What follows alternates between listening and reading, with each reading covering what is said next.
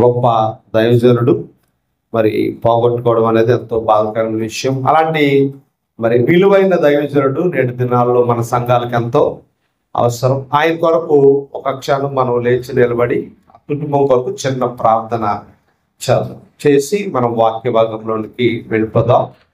మహాఘనమైన శ్రేష్టమైన మా ప్రియ పరలోకపు తండ్రి, నీతిమంతుని జ్ఞాపకం చేసుకున్నట ఆశీర్వాదకరమని ఈ సమయంలో గొప్ప దైవజనుడు నాయన అబద్ధ బోధల పక్షాన కాకుండా అబద్ధ బోధలకు అద్భుతమైన వివరణ ఇచ్చి ఏది సత్యము, ఏది అసత్యము, ఏది యోగ్యకరం అని క్రైస్తవ సంఘాన్ని ప్రక్షాళన చేసే విషయంలో నీ దాసుడు ప్రకాష్ గంటల గారు ఎంతో గొప్పగా వాడబడిన గొప్ప యోధుడు నాయన. సంఘాలను వ్యాపారాలుగా, సంఘాలను ఆస్తులుగా, సంఘాలను వారి స్వార్థానికి వాడుకుంటున్న తప్పుడు బోధకులను ఖండించి సంఘ క్షమాభివృద్ధి కొరకు పాటుపడిన గొప్ప మహనీయుడు ప్రభువా. ఆయన అప్పగించిన సమయాన్ని, కాలాన్ని నీ కొరకు ప్రయాసపడి ఈ లోకాన్ని విడిచి వెళ్ళిపోయారు.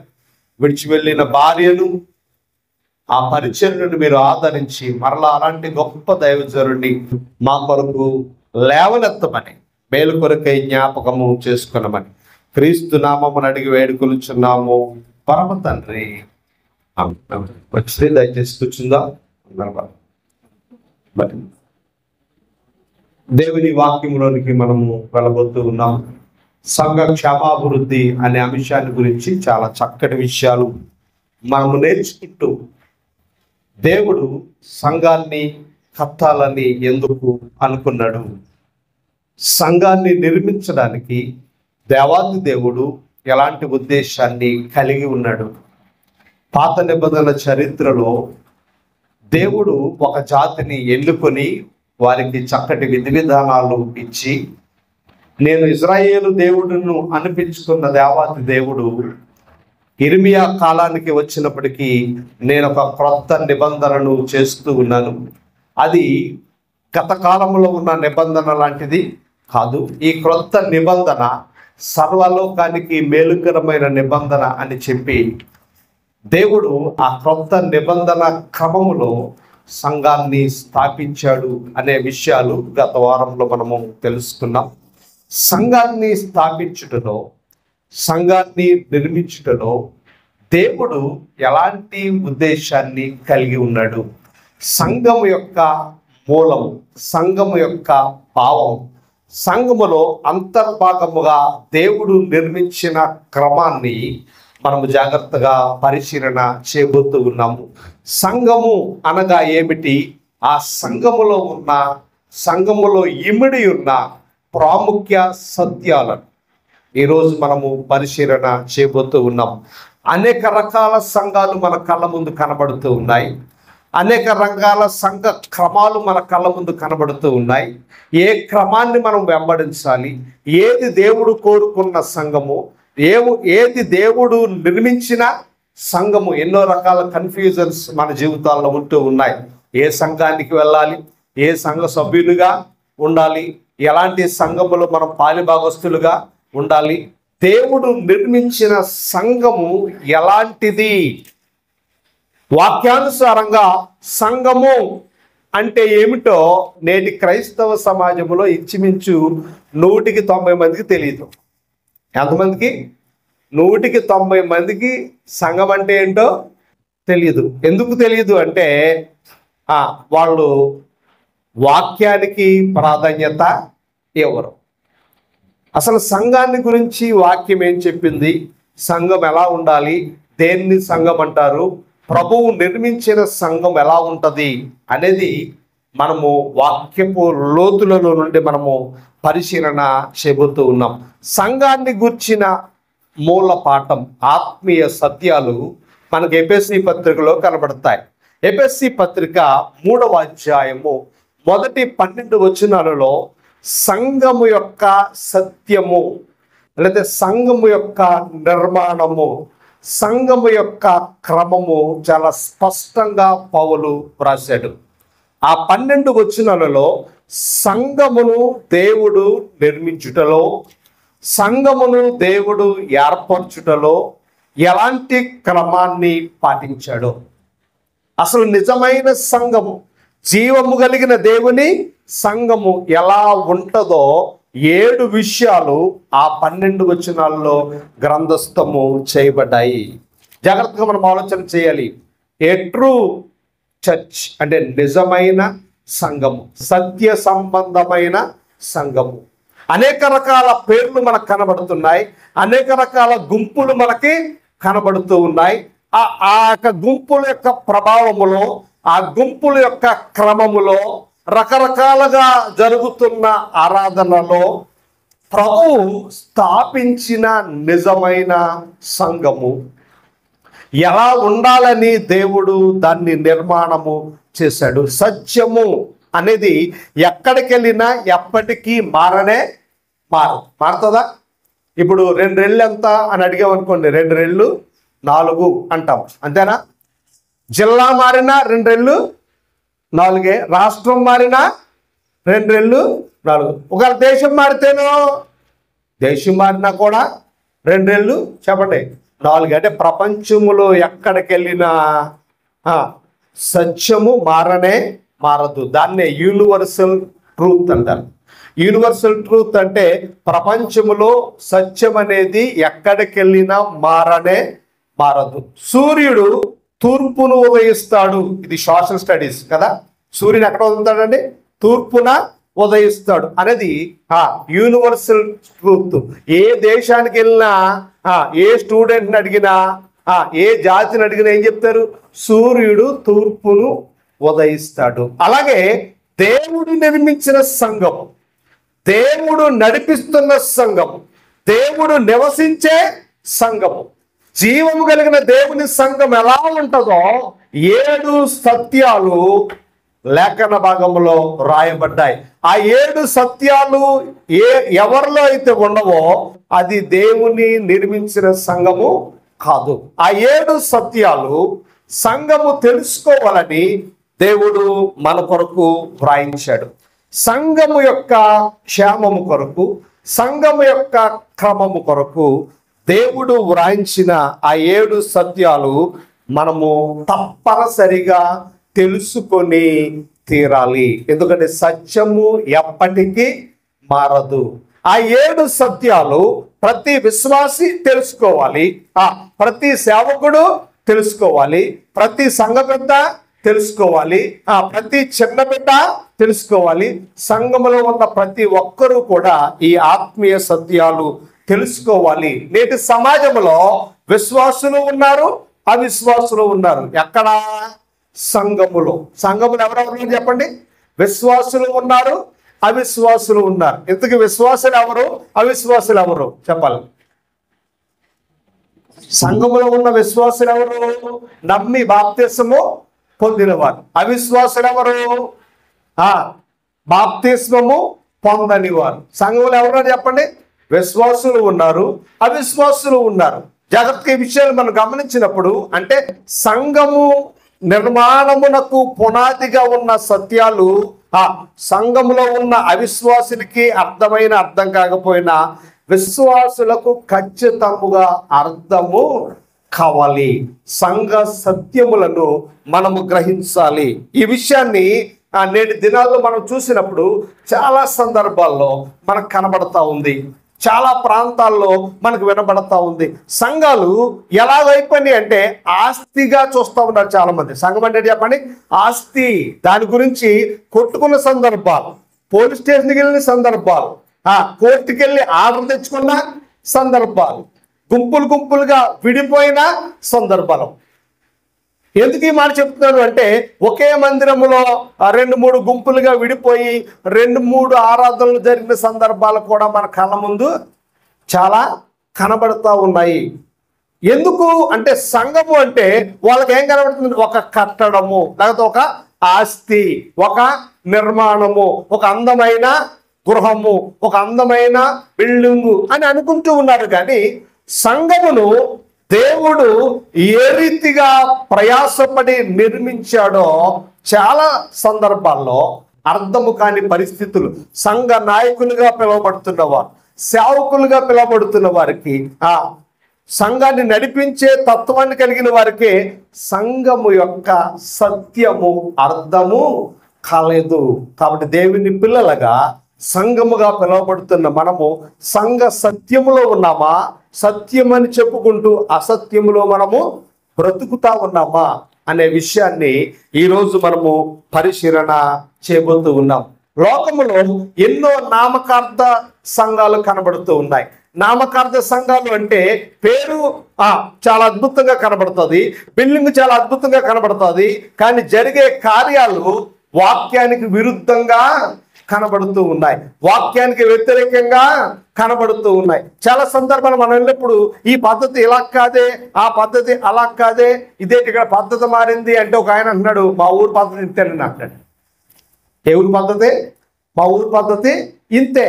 ఇది ఊరుకో పద్ధతిగా దేవుడు సంఘాన్ని నిర్మాణము చేయలే. పేటకో పద్ధతిగా దేవుడు తన సంఘాన్ని నిర్మాణము చేయలేదు. దేశానికో పద్ధతిగా దేవుడు తన సంఘాన్ని నిర్మాణము చేయలేదు. దేవుడు తన సంఘ నిర్మాణములో అద్భుతమైన క్రమాన్ని ఏర్పరిచాడు.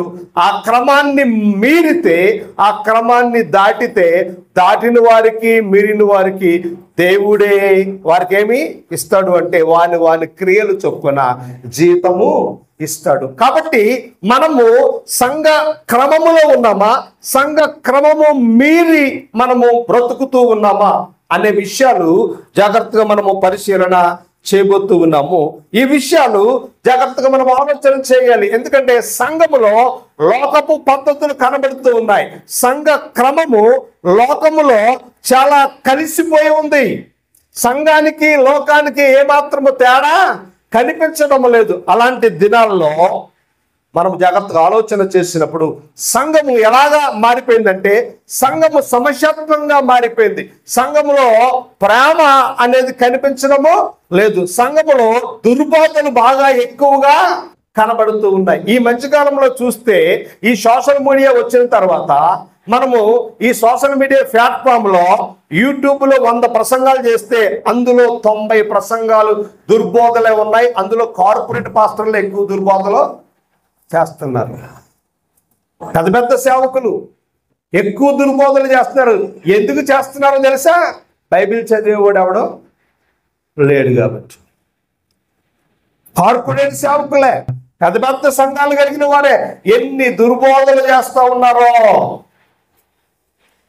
ఎందుకు ఈ మాట చెప్తున్నానంటే, సంఘ సత్యాలు సంఘానికి తెలియక ఏది దుర్బోధో ఏది మంచి బోధో వాళ్ళకి అర్థము కావటము లేదు. ఏది సత్యమో ఏది అసత్యమో కావటము లేదు. కాబట్టి దేవుని పిల్లలుగా మనము జాగ్రత్తగా ఆలోచన చేయాలి, మనల్ని మనము పరిశీలన చేయాలి. ఒక ఆవిడ చదువుకుంటా ఉందట. చదువుతూ ఉన్నప్పుడు పక్క వాళ్ళు టీవీ సౌండ్ పెట్టారట. బాగా ఏం పెట్టారు? టీవీ సౌండ్ బాగా పెడితే, ప్రభువా ఆ టీవీ కాలిపోవునుగా కానీ ప్రార్థన చేసిందండి పాస్టర్ గారు. వెంటనే ఆ టీవీ కాలిపోయిందట. అది సాక్షి. ఎంత విచిత్రం! ఇలాంటి అద్భుతమైన సాక్ష్యాలు చాలా ఉన్నాయి. యూట్యూబ్లో 100 ప్రసంగాలు మీరు ఉంటే అందులో 99% దుర్బోధలే ఉన్నాయి. కాబట్టి జాగ్రత్తగా మనం వాక్యాన్ని పరిశీలన చేయాలి, జాగ్రత్తగా వాక్యాన్ని వినాలి. ఎందుకంటే శత్రువైన సాతాను ఎవరిని మోసపుచ్చుదునా అని తిరుగుతున్నాడు. ఏం చేస్తున్నాడు చెప్పండి? ఎవరిని మోసములోనికి ముంచడానికి, మోసపుచ్చడానికి, జీవము గల దేవుని సంఘాన్ని మోసములో ఉంచడానికి శత్రువైన సాతాను ప్రయాసపడుతూ ఉన్నాడు. కాబట్టి దేవుని పిల్లలుగా నిజమైన సంఘం ఏమిటో, నిజమైన సంఘానికి దేవుడు నిర్మించిన నిర్మాణము ఎలాంటిదో, నిర్మాణము అంటే కట్టడము కాదు.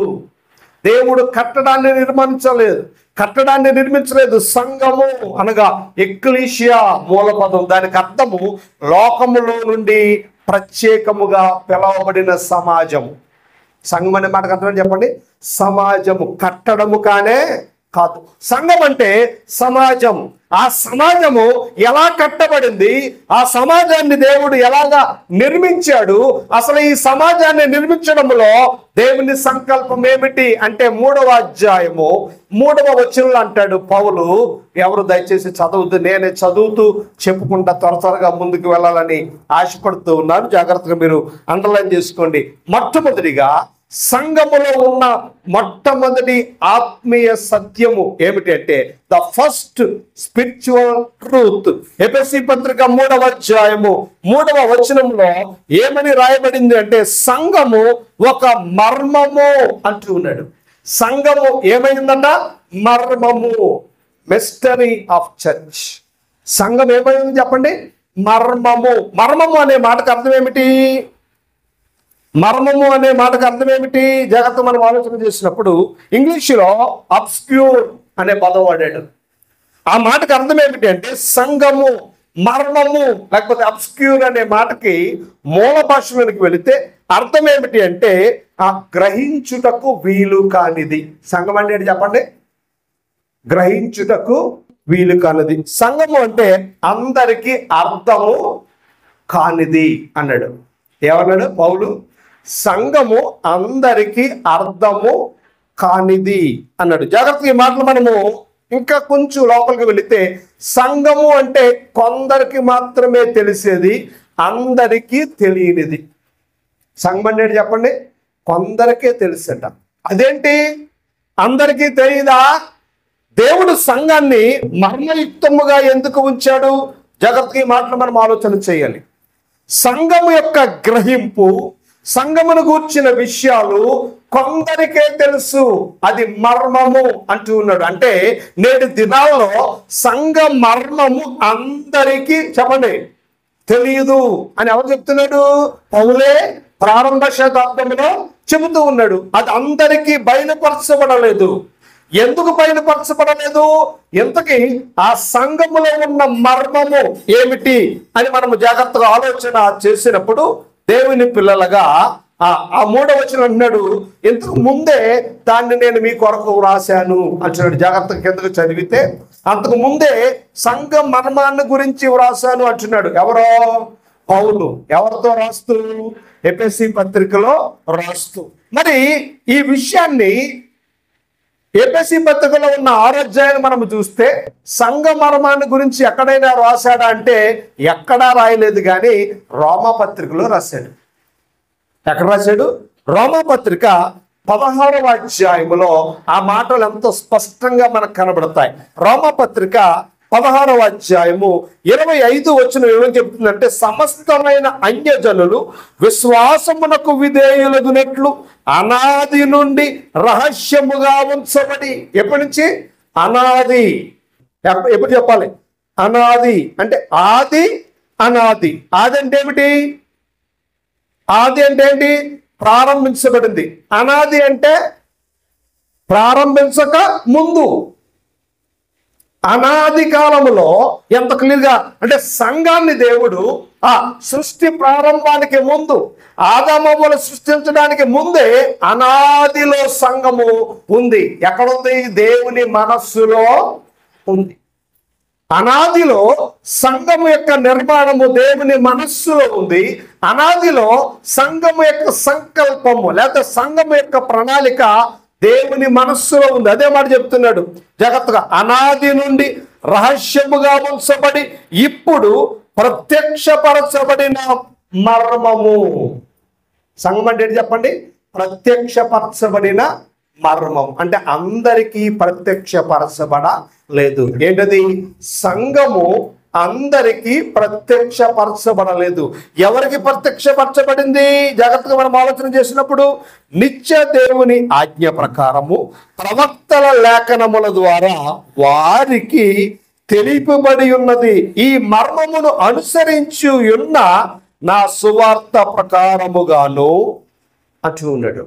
జాగ్రత్తగా ఈ మాట మనం ఆలోచన చేసినప్పుడు ఈ 26వ వచనము ఎంతో స్పష్టంగా చెబుతూ ఉన్నాడు. ఏమంటున్నాడంటే యేసుక్రీస్తును గూర్చిన ప్రకటన ప్రకారముగా మిమ్మను సిద్ధపరచుటకు శక్తివంతుడును అద్వితీయ జ్ఞాన వంతుడునైన దేవునికి క్రీస్తు ద్వారా నిరంతరము మహిమ కలుగునుగాక అంటూ ఉన్నాడు. జాగ్రత్తగా ఆ 3 వచనాల యొక్క సారాంశాన్ని మనం ఆలోచన చేసినప్పుడు ఏమని చెబుతూ ఉందంటే, జగత్తు పునాదికి ముందు దేవుని సమాజం ఉంది. ఎక్కడుంది చెప్పండి?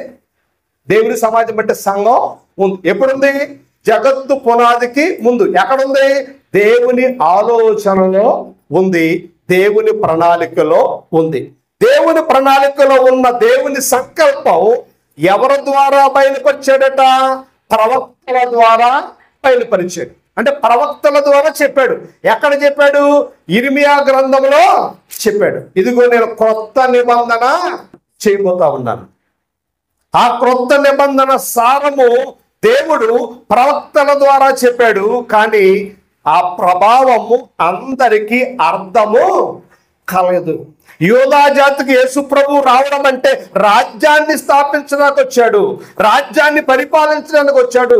భౌతిక సంబంధమైన బబులోను సామ్రాజ్యం నుండో, రోమా సామ్రాజ్యం నుండో, మాదీయ పారసిక సామ్రాజ్యాల నుండో విడిపించడానికి దేవుడే స్వయంగా అభిషక్తుడుగా, మెస్సయ్యగా రాజ్యాన్ని స్థాపించి పరిపాలన చేస్తాడనే ఆలోచనలో ఆనాటి యూదా సమాజం ఉంది. కానీ ఆయన సంఘాన్ని స్థాపించడానికి రాబోతున్నాడు అనే సత్యము వాళ్ళకు అర్థం కాలేదు. కారణము అది మర్మముగా ఉంది.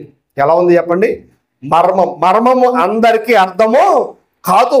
దేవుడు ఆ మర్మాన్ని కొందరికే బయలుపరిచాడు.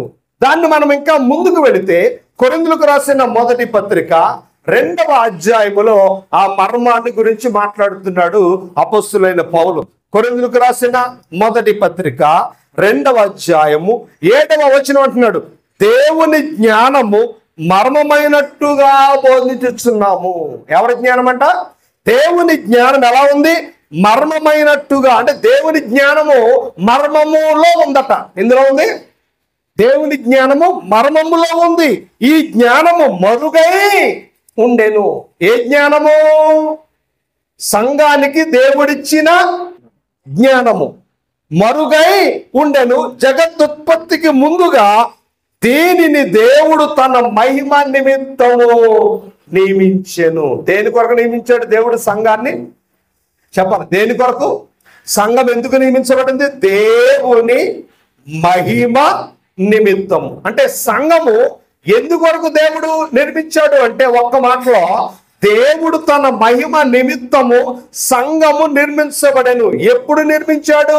జగత్తు ఉత్పత్తికి ముందే దేవుడు సంఘమును నిర్మించాడు. ఎందుకొరకంటే దేవుని మహిమ నిమిత్తం. అంటే సంఘము దేవుని మహిమను లోకానికి చూపించాలి.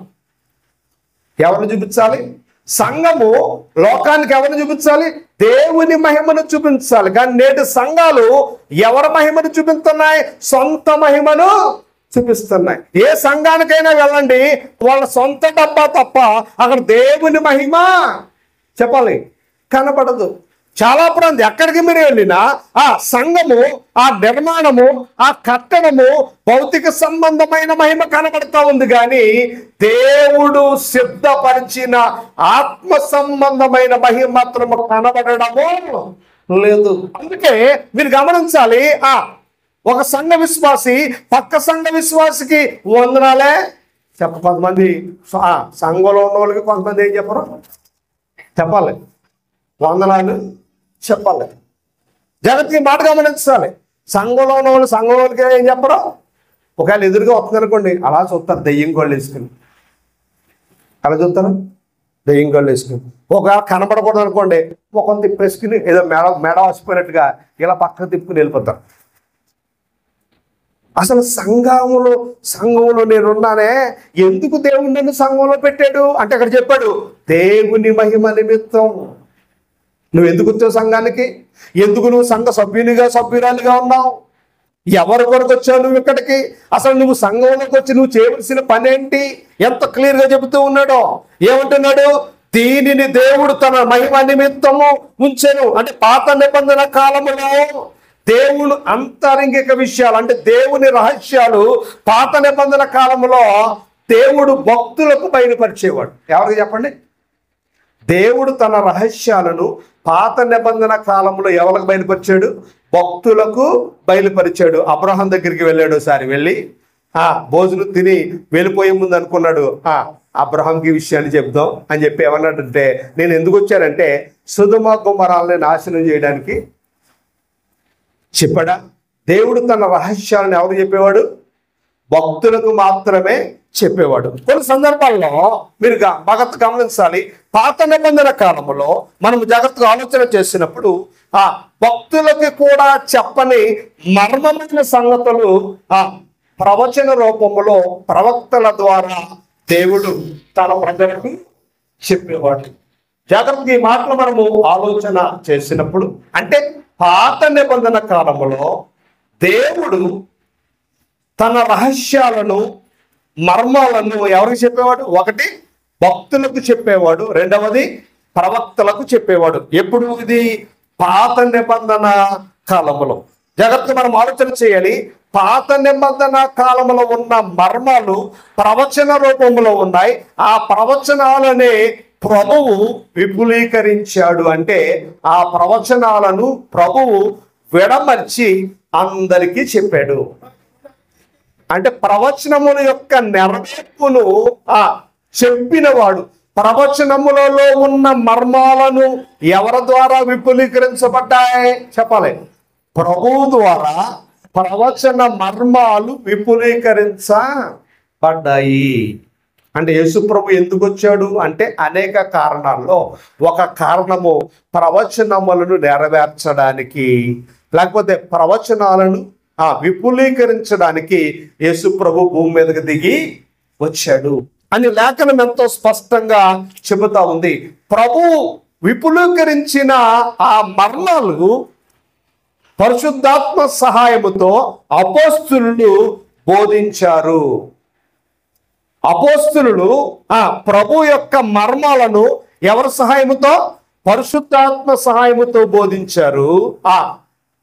పరిశుద్ధాత్మతో బోధించినటువంటి ఆ మర్మాలు జాగ్రత్తగా మనం ఆలోచన చేస్తే అపోస్తలులకు కూడా తెలియని సంఘము యొక్క మర్మాలు. ఎవరి యొక్క మర్మాలు? అపోస్తలులకు కూడా తెలియని సంఘము యొక్క మర్మాలను దేవుడు ఎవరికి బయలుపరిచాడు అంటే పౌలుకి బయలుపరిచాడు. పౌలు లేకపోతే సంఘ క్రమము లేదు, సంఘ ఆరాధన లేదు, సంఘము యొక్క నడిపింపు కూడా లేదు. సంఘము యొక్క మర్మ క్రమాన్ని దేవాతి దేవుడు ఎవరి ద్వారా ప్రపంచానికి తెలియపరిచాడు? పౌలు ద్వారా తెలియపరిచాడు అనేది మనకి ఎంతో చక్కగా అర్థమవుతా ఉంది. మీకు విషయం చెప్పనా? అసలు సంఘము యొక్క నిర్మాణము, సంఘ క్రమము, సంఘములో ఉన్న మర్మమైన సంగతులు పరలోకములో ఉన్న దేవదూతలకు కూడా తెలియదు. ఎవరికి తెలియదు? సంఘములో జరగబోతున్న విషయాలు ఎవరికి తెలియదు అంటే దేవదూతలకు కూడా తెలియదు. కాబట్టి సంఘం ఎలా ఉంటుందో దేవదూతలు చూడాలని ఆశపడుతున్నాయట. దేవదూతలు పైనుండి ఎవరు చూడాలనుకుంటున్నారు? సంఘాన్ని. అంటే దాన్ని బట్టి మనకు అర్థం కావాలి, పరలోకములో ఉన్న దూతల కంటే, అధికారుల కంటే, ప్రధానుల కంటే గొప్ప ఘనమైనది ఏమిటి అంటే సంఘము. సంఘము యొక్క మర్మము దేవదూతలకు కూడా తెలియదు. అదే మాట పేతురు గారు రాశాడు. పేతురు రాసిన మొదటి పత్రిక 1వ అధ్యాయము 12వ వచనం అంటాడు, పరలోకము నుండి పంపబడిన పరిశుద్ధాత్మ వలన మీకు సువార్త ప్రకటించిన వారి ద్వారా మీకు ఇప్పుడు తెలపబడిన ఈ సంగతుల విషయమై తమ కొరకు కాదు గాని మీ కొరకే తాము పరిచర్య చేసితురను సంగతులు వారికి బయలుపరచబడెను. దేవదూతలు ఈ కార్యములను తొంగి చూడగొడుచున్నారు. దేవదూతలకే సంఘం యొక్క క్రమం తెలియదు. ఎందుకంటే దేవుడు వారికి సంఘము యొక్క గొప్పతనాన్ని, సంఘ మర్మాన్ని దేవదూతలకు కూడా దేవుడు ప్రత్యక్షపరచలేదు. అందుకని దేవదూతలు చూడాలనుకుంటున్నాయట అసలు సంఘములో ఉన్న మర్మం ఏమిటి, అసలు సంఘములో ఉన్న గొప్పతనము ఏమిటి? సంఘ నిర్మాణములో దేవుడు ఉద్దేశించినటువంటి పరిస్థితి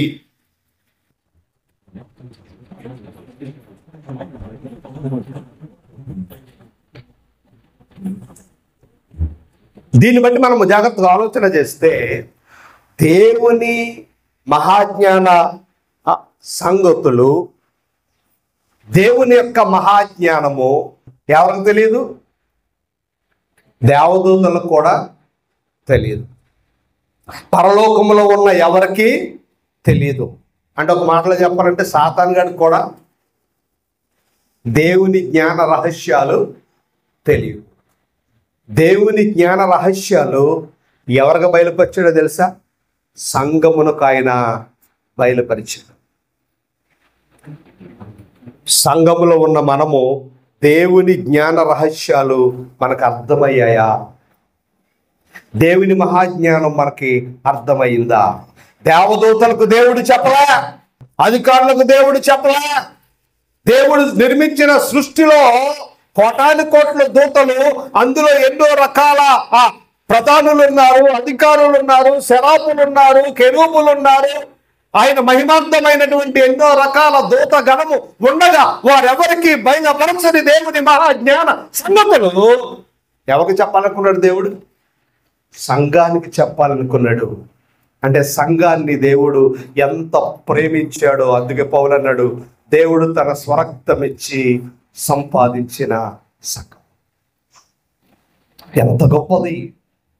అలాంటి సంఘములో సాతాను శక్తుల ప్రభావం, దుష్టులు చొరబడ్డారు, దుర్మార్గులు చొరబడ్డారు. దేవుని సంఘాన్ని అనేక మంది గలిబిలలో చేస్తూ పాడు చేస్తూ ఉన్నారు.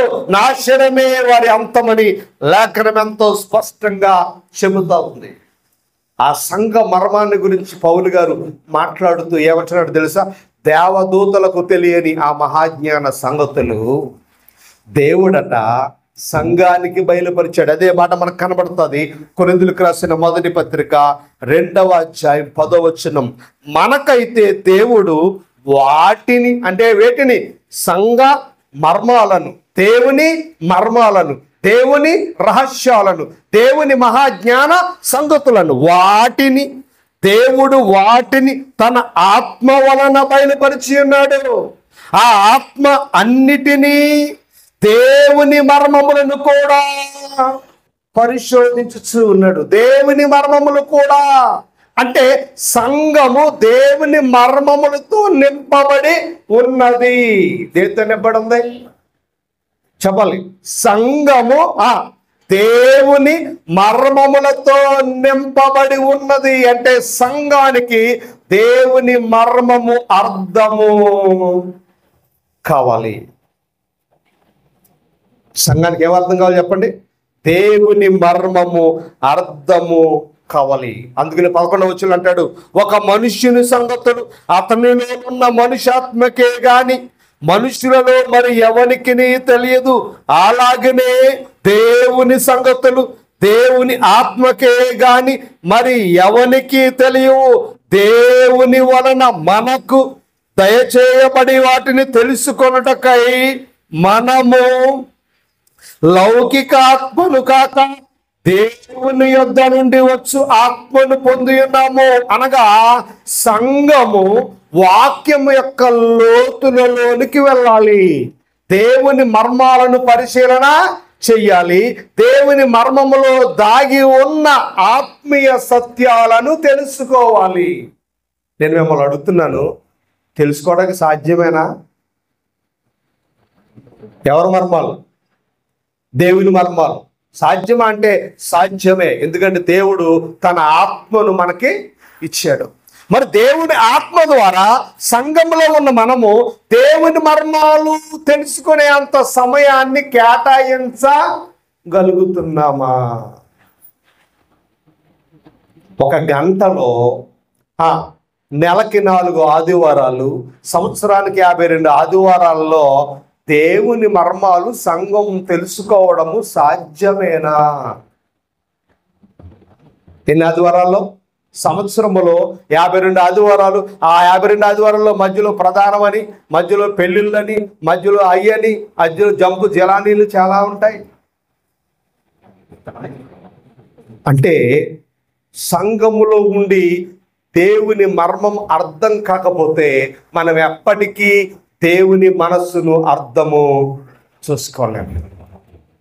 జాగ్రత్తగా మీరు ఆలోచన చేయాలి, జాగ్రత్తగా మీరు పరిశీలన చేయాలి. దేవుని పిల్లలుగా ఎలాంటి స్థాయిలో మనము కొనసాగుతూ ఉన్నాం. సంఘం అంటే పాటలు పాడటం, సంఘం అంటే ప్రసంగాలు చేయటం, సంఘం అంటే సాక్ష్యాలు చెప్పడం, సంఘం అంటే కానుకలు ఇవ్వడం, సంఘం అంటే కూడుకోవడం అనుకుంటున్నాం మనం. జాగ్రత్తగా మనం ఆలోచన చేయాలి. గంటల గంటలు ప్రార్థన చేయండి, గంటల గంటలు పాటలు పాడండి, గంటల గంటలు ఆరాధన చేయండి. ఇప్పుడు లేటెస్ట్ ట్రెండ్ ఏంటో తెలుసా? ఆరాధన. మొన్న ఒక ఆయన పాంప్లెట్ పెట్టాడు, 12 గంటల స్తుతి ఆరాధన. ఎన్ని గంటలంట? 12 గంటలు నువ్వు ఆరాధన చెప్తే నీకు మర్మాలు ఎప్పుడు తెలుస్తాయి? నీ బతుకి జన్మకు తెలుస్తుందా?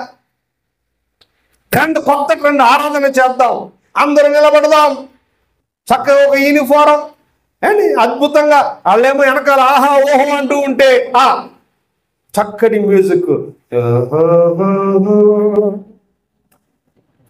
ఆ మ్యూజిక్ తన్మయం, ఆ వెనకాల లైటింగ్, మధ్య మధ్యలో పొగలు, ఈ మధ్యలో పొగల బ్యాచ్ కూడా ఉన్నారు. ఎంత అద్భుతం! ఇది ఒక ట్రెండ్. అలాగా పొగ ఎత్తగా దేవుడు దిగిరాడా? వాయించాలి, వాయించనే దేవుడు దిగిరాడా? అంటే వాయించాలి, వాయించొద్దని, లేకపోతే ఆరాధన చేయొద్దని చెప్పడం లేదు. కానీ ఇవన్నీ చేస్తుంది సంఘం. ఏం చేయట్లేదు తెలుసా? దేవుని మర్మాలను తెలుసుకోవడానికి మాత్రం ప్రయత్నము చేయట్లే. దేవుడి మర్మ మనకెందుకులే, తిన్నామా పడుకున్నామా తెల్లారిందా, మళ్ళా తిన్నామా పడుకున్నామా తెల్లారిందా, పక్కింట్లో ఏం జరిగింది, ఆ ఇంట్లో ఏం జరిగింది, ఆ వీధి చివర ఏం జరిగింది, ఈ వీధి చివర ఏం జరిగింది, ఆ పిల్ల ఎలాగుంది, ఈ పిల్లోడు ఎలాగున్నాడు, ఆ మనిషి ఎలాగుంది, ఈ మనిషి ఎలాగ, ఇలాంటి పనికి మాలిన సంత కదా. పనికి మాలిన చెట్టు అన్నాడు ప్రభు. ఏమన్నాడు? పనికి మాలిన చెట్టు కాని ఫలములు ఫలించును. దేవుని మర్మాలు తెలుసుకోవలసిన సంఘం, దేవుని మహిమపరచవలసిన సంఘం, దేవుని రూపాన్ని లోకానికి చూపించవలసిన సంఘం, దేవుని సత్యములో నిలవబడవలసిన సంఘం ఎలా ఉంది అంటే పొగలేసుకుంటా ఉంది. ఏమేసుకుంటా ఉంది? పొగలేసుకుంటా ఉంది. ఏం వేస్తా ఉందంటే డ్యాన్సులు వేస్తా ఉంది. ఒకప్పుడు క్రిస్మస్ కేసేవాళ్ళు డ్యాన్సులు, ఈ మధ్యలో ఉద్యోగ సభలెట్టి డ్యాన్సులు వేస్తున్నారు. ఏ సభలెట్టి మాట్లాడితే స్టేజీ డ్యాన్సులు, స్టేజీ డ్యాన్సులు. జాగ్రత్తగా మనం ఆలోచన చేయాలి. సంఘం యొక్క మర్మాలను మనము పరిశీలన చేయాలి. ఇంకా మనం ముందుకు వెళితే అదే ఎఫెసీ పత్రిక 3వ అధ్యాయము 4వ వచనము నుండి కొన్ని మాటలు మనకు కనబడతాయి. మీరు దానిని చదివిన ఎడల దానిని బట్టి ఆ క్రీస్తు మర్మమును గూర్చి నాకు కలిగిన జ్ఞానము గ్రహించుకొనగలరు. ఎవరు కలిగిన జ్ఞానం? నాకు కలిగిన జ్ఞానం. దేనిని బట్టి? క్రీస్తు మర్మమును బట్టి. దేన్ని బట్టి చెప్పండి? క్రీస్తు మర్మమును బట్టి నాకు కలిగిన జ్ఞానము గ్రహించుకొనగలరు. 5వ వచనంలో ఈ మర్మము ఇప్పుడు ఆత్మ మూలముగా దేవుని పరిశుద్ధులకు, అపోస్తులకు, ప్రవక్తలకు బయలుపరచబడినట్టుగా పూర్వకాలమందు మనుషులకు తెలియబడలేదు. పూర్వకాలం అందంట మనుషులకు తెలియబడలేదు. ఎప్పుడు? పూర్వకాలం అందు. ఏ మర్మము? సంఘ మర్మం. సంఘ మర్మము పూర్వకాలమందు మనుషులకు తెలియబడలేదని లేఖనము ఎంతో స్పష్టంగా మనకు చెబుతా ఉంది. కాబట్టి సంఘ మర్మము యొక్క ప్రాధాన్యత, సంఘ మర్మములో ఉన్న ప్రత్యేకతను మనము ఆలోచన చేయాలి. అదే మాట 11వ వచనంలో ఏమంటున్నాడంటే ఎఫెసీ పత్రిక 3:11లో సమస్తమును సృష్టించిన దేవుని యందు పూర్వకాలము నుండి మరుగైయున్న ఆ మర్మమును గూర్చిన ఏర్పాటు ఎట్టిదో అందరికీ తెలియపరచుటకు పరిశుద్ధులందరిలో అత్యల్పుడైన నాకు ఆ కృప అనుగ్రహించెను. అంటే సంఘ మర్మాన్ని బయలుపరిచే కృప దేవుడు ఎవరికి ఇచ్చాడు? పౌలుకి ఇచ్చాడు. ఎవరి మధ్య? అన్యజనుల మధ్య. అంటే దేవుడు తన సంఘ మర్మాన్ని అన్య జనాంగమైన మనకు ఎవరి ద్వారా బయలుపరిచాడు? పౌలు ద్వారా. అంటే సంఘము యొక్క మర్మము అన్య జనాంగమైన మనకు ఎవరి ద్వారా బయలుపరచబడింది? చెప్పాలి, పౌలు ద్వారా బయలుపరచబడింది అని లేఖనం ఎంతో స్పష్టంగా చెబుతా ఉంది. కాబట్టి దేవుని పిల్లలుగా మరొక మాట మనం చదువుకుని త్వరగా ముగింపులోకి వెళ్ళిపోదాం. కొలస్సీ పత్రికలు అంటాడు, కొలస్సీ పత్రిక మొదటి అధ్యాయం, కొలస్సీ పత్రిక మొదటి అధ్యాయము 25వ వచనములో లేఖనం ఈ రీతిగా చెప్తుంది, దేవుని వాక్యమును అనగా యుగములను తరములను మరుగు చేయబడి ఉన్న మర్మములను సంపూర్ణముగా ప్రకటించుటకు. అంటే మరుగు చేయబడిన మర్మాలన్నీ ఏం చేయబడాలి? సంపూర్ణముగా ప్రకటించబడాలి. జాగ్రత్త మాటలు మనం గమనించాలి. పౌలు అంటున్నాడు, దేవుని వాక్యం అంటే ఏంటో తెలుసా? యుగాలలో తరాలలో మరుగు చేయబడి ఉన్న మర్మాలను సంపూర్ణముగా ప్రకటించుటకు మీ నిమిత్తము నాకు అప్పగింపబడిన దేవుని ఏర్పాటు ప్రకారము నేను ఆ సంఘమునకు పరిచారకునైతిని. జాగ్రత్తగా మనం గమనించాలి. అంటే సంఘ సత్యమును గూర్చిన ప్రత్యేక దర్శనం దేవుడు ఎవరికి ఇచ్చాడు?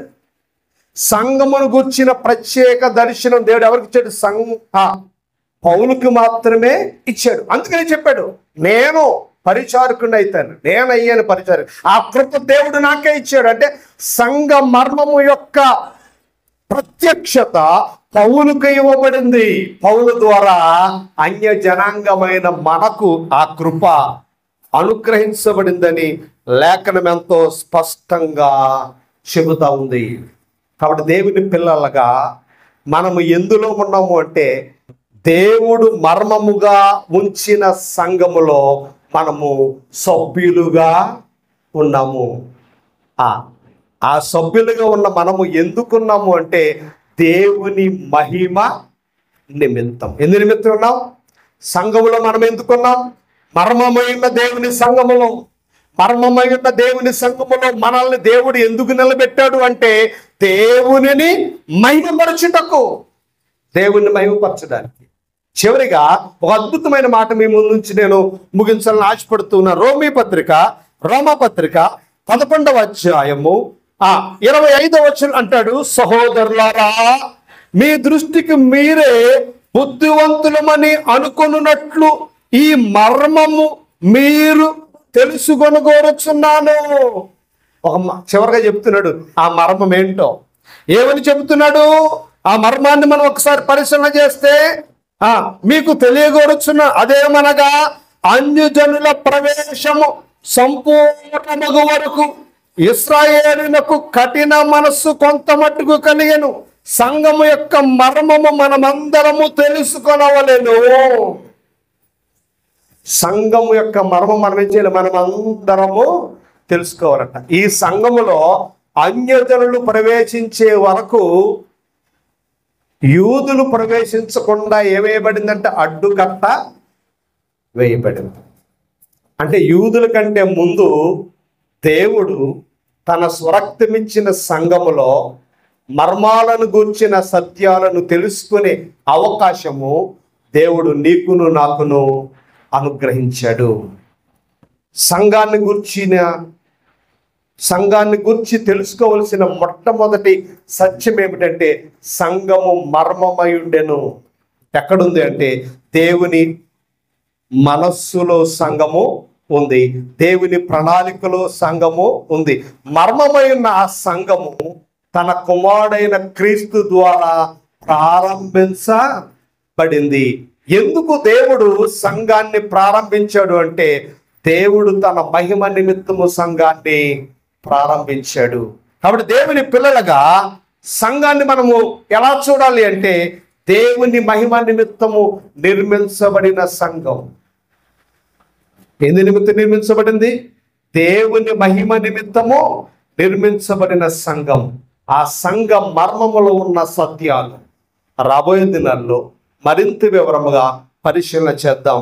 దేవుడు తన వాక్యాన్ని మన హృదయాల్లో ఫలింపచేయునుగాక. ఆమెన్. చిన్న ప్రార్థన చేసుకుందాం. ప్రేమ కలిగిన తండ్రి,